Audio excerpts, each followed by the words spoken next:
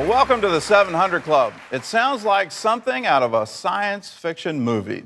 Scientists creating a new cell, a living cell with computer-assembled DNA. But the story is all too real, and it could lead to great breakthroughs in fields like medicine or deadly bioweapons. Jennifer Wishon has the story.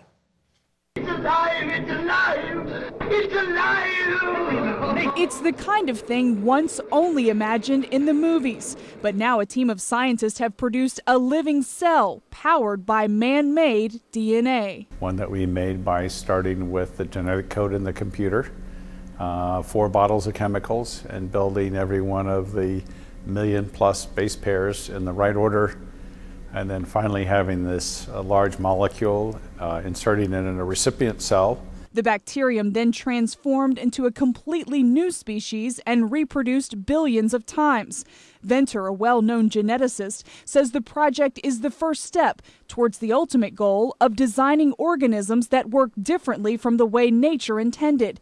They could be used to turn algae into fuel, manufacture vaccines, and clean up oil spills.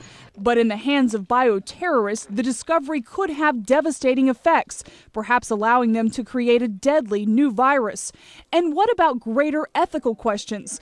Even the movies portray men trying to play God as lunatics. In the name of God, now I know what it feels like to be God. We don't know what will happen with these novel organisms or even novel species in the future once they're released into nature. So we don't know the effects on overall ecology or even on the health of man as we continue to move forward in this scientific developments. Just how sophisticated is the cell? Its DNA sequence is more than 1 million base pairs long. By comparison, the human genome is far larger, more than 3 billion base pairs long. Scientists still have a lot to learn before the discovery creates anything useful, but it has already changed the world of science forever. Jennifer Wishon, CBN News. When you get past the headlines on this and get into the actual science, there's some really unique things going on here. But to make an analogy, it's kind of like a carpenter building a table and then not crediting the tree for the wood.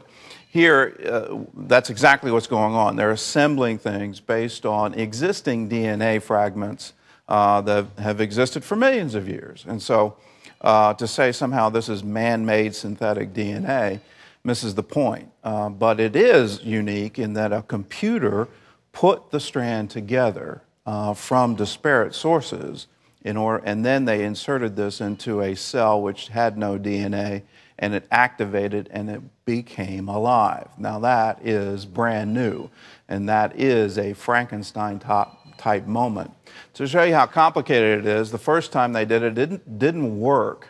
And you've got 1 million base pairs. They sent the computer to go find what was wrong, and they found 1 base pair out of alignment, 1 base pair that wasn't right in 1 million, and that's what caused the first trial to fail. They fixed that, and now it's alive. So and on top of being alive, it's self-replicating. So that is something brand new. On some levels, it's very scary. On other levels, it means we can actually engineer life. George Thomas has the rest of our top stories.